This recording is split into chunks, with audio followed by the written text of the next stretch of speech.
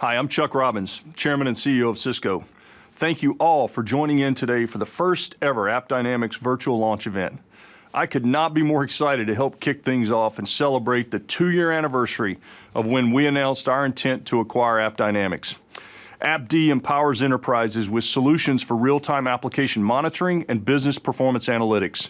And together, we are helping companies make strategic, mission-critical decisions that improve customer experience and accelerate business growth in a complex multi-cloud world. AppD has been at the forefront of helping our customers lead digital transformation for their businesses, and applications have become the foundation of every customer's business.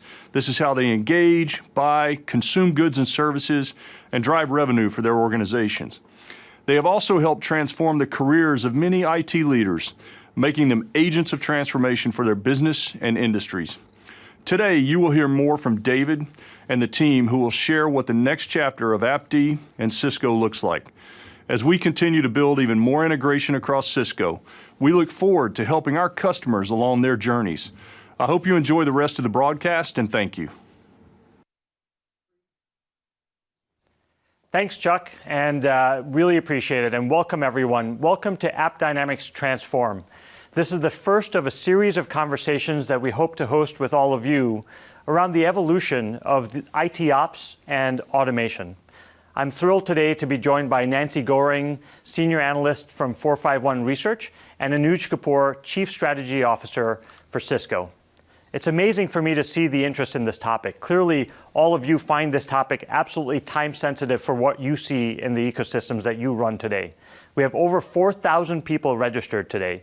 Many of you are longtime AppDynamics customers, and we're really excited to share some new news with you today about really what we see as the next chapter for AppDynamics. We're also thrilled to see so many new people to AppDynamics joining us for the very first time to learn more about what we do and where we're going with automation in the future. So excited to have all of you with us as well. And we're going to spend some time throughout the session today level setting on what we've done in the past so you understand where we've been and why we're in such a good position to take you into the world of automation and ultimately with AI ops. And welcome also to the incredible set of partners that we've been working with over the last few years. This is an area that we've been investing in very significantly around partner ecosystem, and we'll talk more about that in a few minutes. The thing that really strikes me also is how globally relevant this topic is. We have people streaming in and watching this video from 80 countries today, representing virtually every industry and companies of virtually every size. We have some of the largest companies in the world watching today, and we have some of the world's newest hot startups tuned in as well. And so really excited about all that diversity. But what makes today particularly special for me is that, as Chuck said, this is the 2-year anniversary of the day we announced that Cisco was acquiring AppDynamics. And in many ways, that acquisition really began our journey into automation. Prior to the acquisition, we were focused on APM as the foundation of everything we did. What the acquisition really did was it gave us a much broader investment profile and a much larger platform to think much bigger about where we can go on your behalf in the years ahead. And it's been a very busy 2 years.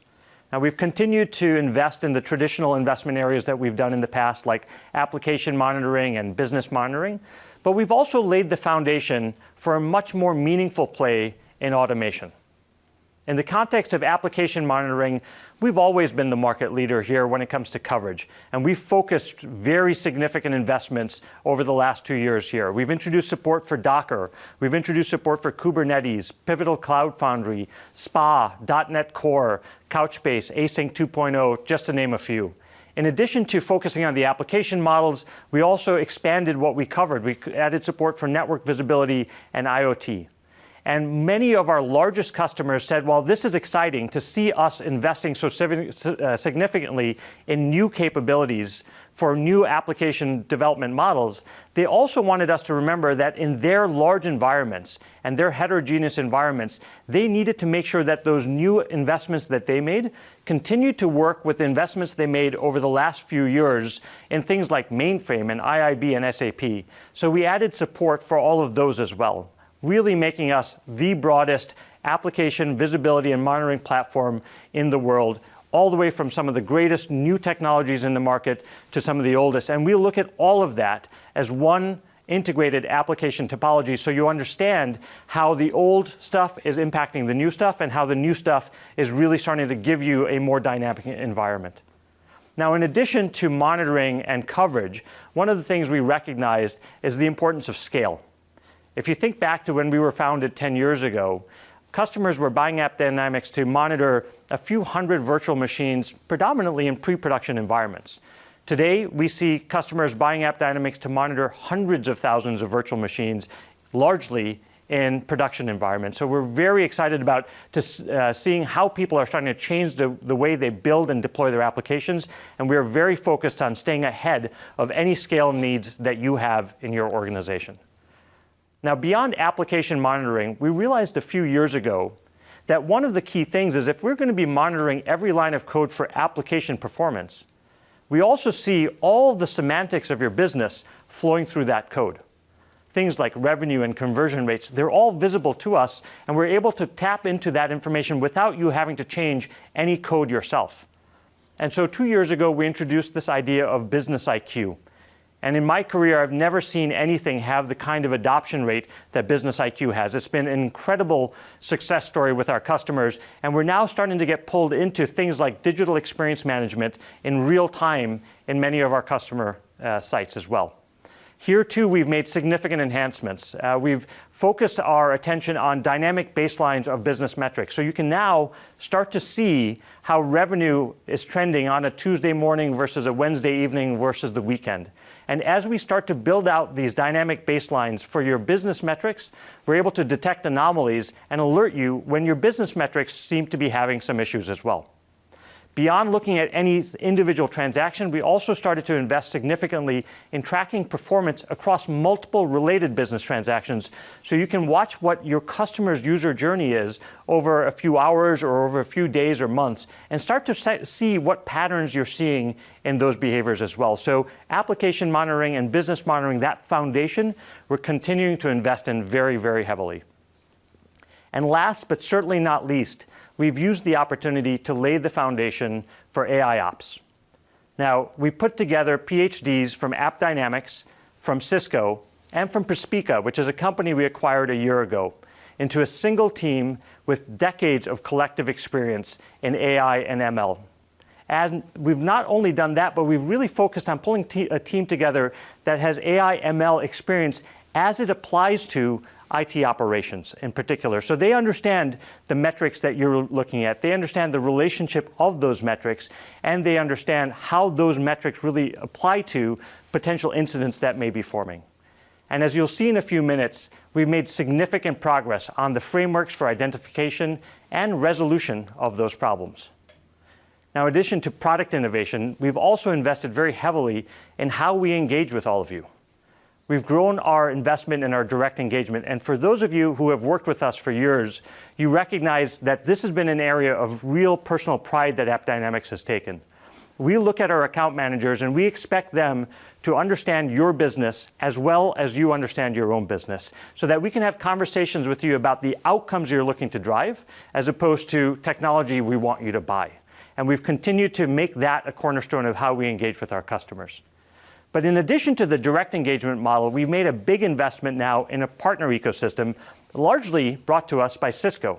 And this has been working incredibly well. The partner ecosystem business year over year grew 250%, and we see this as an opportunity to reach a lot more people with a lot more depth in the years ahead. So to help take advantage of this, we've formalized a process called Joint Success Planning, which is a process and a template that we work with all of you on as you start a new project with us, or as you onboard into AppDynamics for the very first time. And this platform will give us an opportunity to have a conversation with you around what you need to do to drive business outcomes, both in terms of the traditional uses of AppDynamics around visibility, but also as we move forward into the world of automation and AI ops. And it turns out that if you have a best-of-breed enterprise product and you have a best-of-breed enterprise engagement model and you make them better, it has some real benefits. We're very proud today to say that AppDynamics is now the largest APM vendor in the space and the fastest growing APM vendor in the space, growing 4 times faster than the market and faster than any other individual vendor at scale. But more importantly, what we've done in the last 2 years is laid the foundation for an AI ops journey in the years ahead. One that doesn't require you to boil the ocean, but instead one that lets you move forward incrementally and at a pace that makes sense for you and for your organization. We're investing very heavily here, frankly, because you've asked us to. You told us that your users are demanding an amazing digital experience. And the reality is they mean it. And if you look at the statistics here, it's estimated that $6 trillion of existing revenue will shift from companies that are viewed as digital laggards to companies that are viewed as digital leaders. As a result, we see enterprises really investing in velocity, because I think everyone realizes today velocity wins. There's no such thing as a big bang release anymore. Releases today are about releasing a good application and then iterating 1,000 times to perfect it. And the difference between the winners and the losers, or the people on the right side of that $6 trillion shift and the wrong side of the $6 trillion shift, is that the winners iterate those 1,000 times faster. It's as simple as that.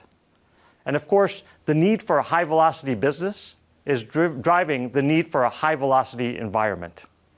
As a result, we see many of our customers starting to modernize their traditional old 3-tier architectures by breaking the monolithic applications into smaller service-oriented architectures. We also see many of you lifting and shifting those new services into one or more public clouds. We see you adopting microservices running on Docker or Kubernetes for new services, and also for some of the old services that you've migrated over.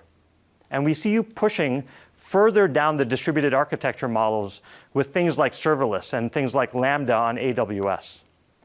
We also see a meaningful number of you pushing into hyper-converged and private cloud environments, further distributing your application development processes.